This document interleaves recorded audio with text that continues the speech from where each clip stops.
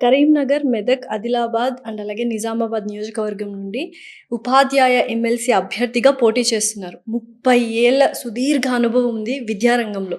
ఎందుకు ఇంత డ్రాస్టిక్‌గా విద్యారంగం నుండి ప్రజాక్షేత్రంలోకి వెళ్ళాలనుకుంటున్నారు? ఎందుకు వెళ్ళకూడదా? అంటే ఒక కారణం, ఒక మోటో ఉంటది. ఒక ఇన్‌స్పిరేషన్ ఖచ్చితంగా ఉంటది. ఉంది. ఖచ్చితంగా వెరీ స్పెసిఫిక్ మోటో ఉంది. హ్మ్. విద్యారంగం అంటే ఇప్పుడున్నటువంటి పరిస్థితుల్లో మనం ఆలోచిస్తే అటు government, private and corporate. So government రంగంలో విద్యని పూర్తిగా నెగ్లెక్ట్ చేయబడుతుంది.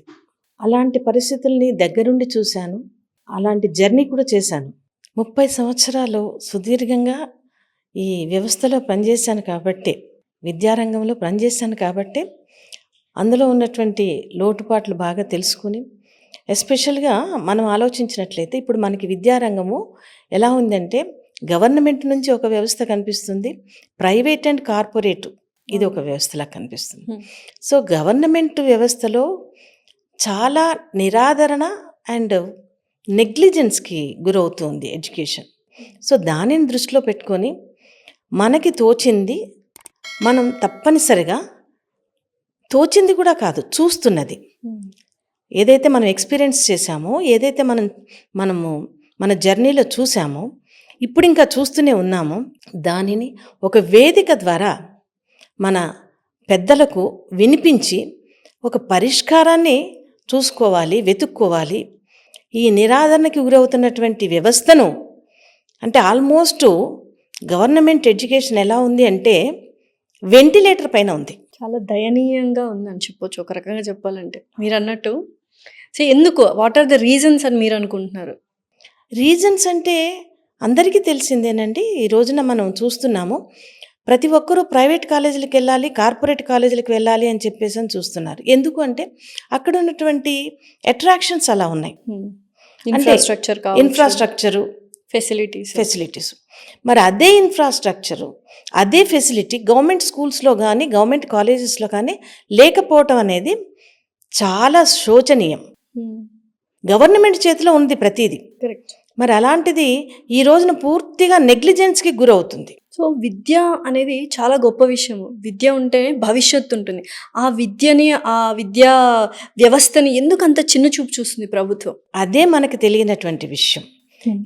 ఎవరి కోసం దీనిని ఇంత నిరాదరణకు గురి చేస్తున్నారు, ఎవరిని సపోర్ట్ చేస్తున్నారు, ఎవరి కోసం ఈ విద్యను ఇంత నిరాదరణకు గురి చేస్తున్నారు అనేది ఒక పెద్ద ప్రశ్న ఈ రోజున. అలా చూసుకుంటూ పోతే నేను చూసినటువంటి వ్యవస్థలో, ఈ విద్యారంగంలో, ఇంటర్మీడియట్ వ్యవస్థలో పూర్తిగా కార్పొరేట్ కబలించి వేస్తుంది విద్యా వ్యవస్థని.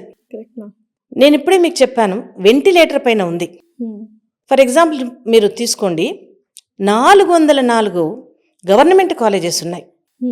అండ్ ఇందులో స్టాఫ్ ఉన్నారు, మౌలిక సదుపాయాలు కూడా లేవు కొన్ని చోట్లయితే. మొన్న రీసెంట్గా నేను ఒక కాలేజీకి వెళ్ళాను.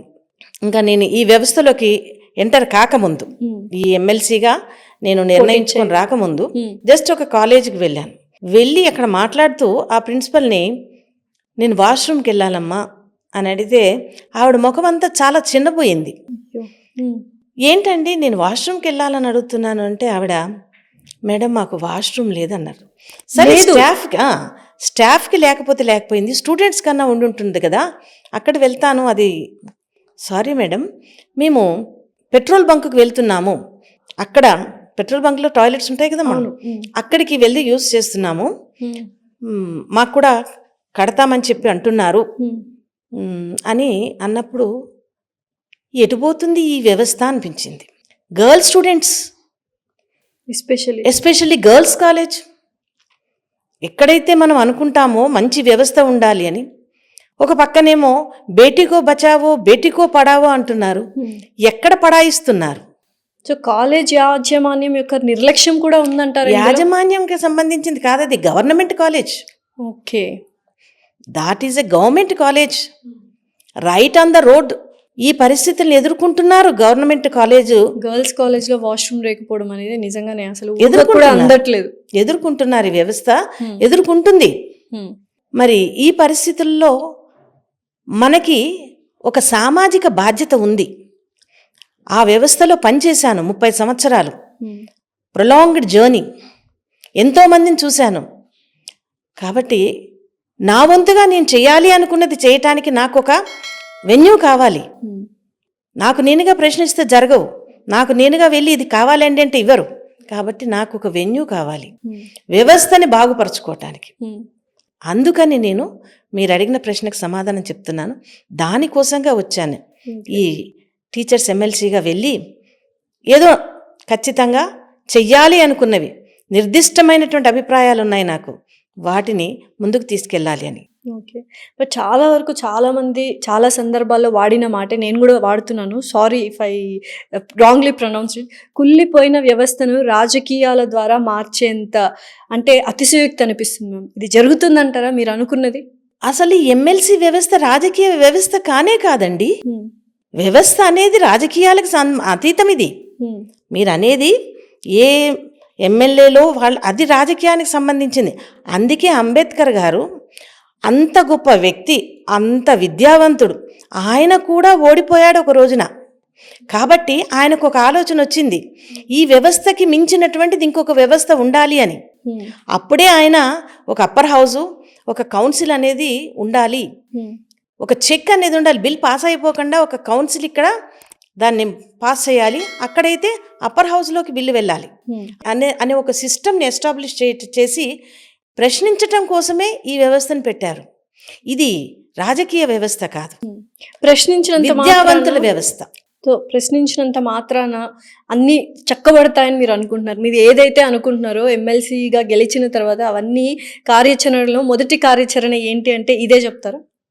ఖచ్చితంగానండి. ఎందుకంటే మొదటి కార్యాచరణ ఒకటి, ఫస్ట్ కాలేజీలని సంరక్షించుకోవాలి, వ్యవస్థని సంరక్షించాలి.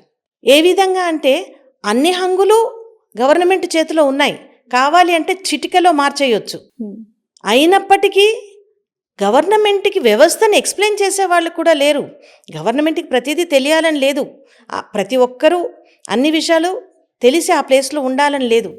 మనము దానిని వాళ్ళ నోటీస్లోకి తీసుకెళ్ళి ఇది వ్యవస్థ ఇలా ఉంది కాబట్టి దీన్ని మనం ఎంతైనా సరే ప్రక్షాళన చేయాలి, దీన్ని సపోర్ట్ చేయాలి, దీన్ని తిరిగి పునరుద్ధరించుకోవాలి అనేటువంటి ఒక విషయాన్ని మనం ముందుకు తీసుకెళ్తే తప్పనిసరిగా పని జరుగుతుంది. డెఫినెట్లీ జరుగుతుంది, తప్పనిసరిగా. డెఫినెట్లీ. ఓకే.